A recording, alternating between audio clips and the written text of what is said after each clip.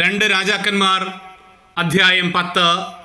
Israel യൂദ രാജകുടുംബങ്ങളെ സംഹരിക്കുന്നു.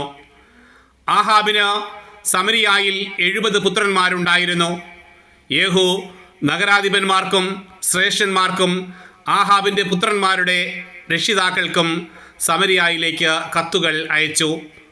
നിങ്ങളുടെ യജമാനൻ്റെ പുത്രന്മാർ നിങ്ങളുടെ കൂടെയുണ്ടല്ലോ. തേരുകളും കുതിരകളും സുരക്ഷിത നഗരങ്ങളും ആയുധങ്ങളും നിങ്ങൾക്കുണ്ടല്ലോ. ഈ കത്ത് കിട്ടുമ്പോൾ നിങ്ങളുടെ യജമാനൻ്റെ ഏറ്റവും ഉത്തമനായ പുത്രനെ അവൻ്റെ പിതാവിൻ്റെ സിംഹാസനത്തിൽ അവരോധിച്ച് യജമാനൻ്റെ ഭവനത്തിനു വേണ്ടി നിങ്ങൾ പോരാടുവിൻ.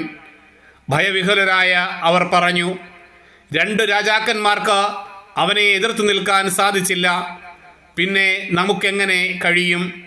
അങ്ങനെ കൊട്ടാര വിചാരിപ്പുകാരനും നഗരാധിപനും ശ്രേഷ്ഠന്മാരോടും രക്ഷിതാക്കളോടും ചേർന്ന് യേഹുവിന് ഒരു സന്ദേശം അയച്ചു. ഞങ്ങൾ അങ്ങയുടെ ദാസന്മാരാണ്. അങ്ങയുടെ അഭീഷ്ടമനുസരിച്ച് ഞങ്ങൾ പ്രവർത്തിക്കാം. ഞങ്ങൾ ആരെയും രാജാവായി വാഴിക്കുകയില്ല.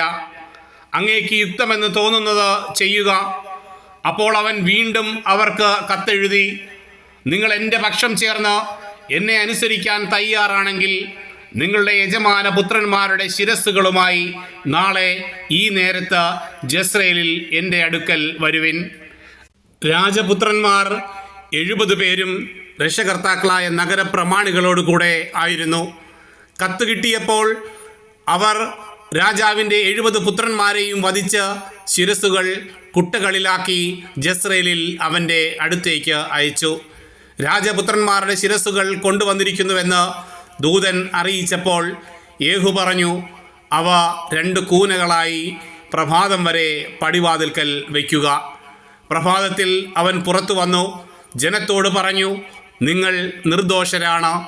എൻ്റെ യജമാനെതിരെ ഗൂഢാലോചന നടത്തി അവനെ കൊന്നത് ഞാനാണ്. എന്നാൽ ഇവരെ നിഗ്രഹിച്ചതാരാണ്?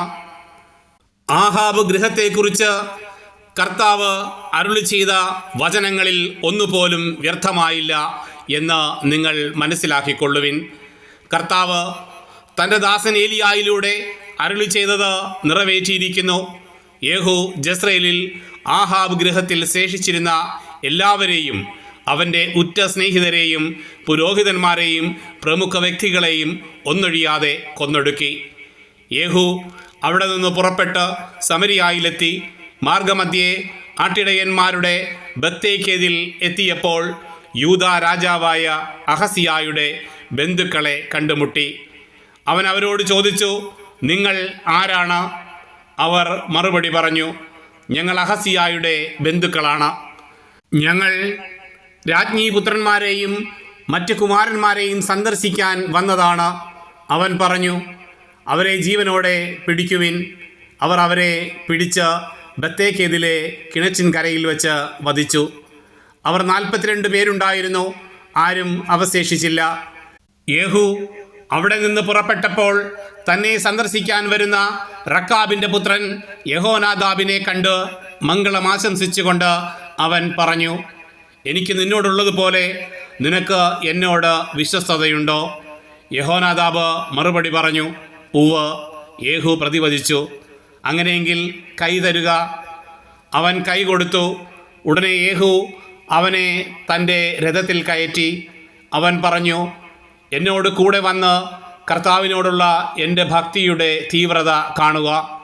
അങ്ങനെ അവർ യാത്ര തുടർന്നു. അവൻ സമരിയായിലെത്തിയപ്പോൾ ആഹാബിൻ്റെ ഭവനത്തിൽ അവശേഷിച്ചിരുന്നവരെ സംഹരിച്ചു. കർത്താവ് ഏലിയായിലൂടെ അരുളി ചെയ്തത് അങ്ങനെ നിറവേറി.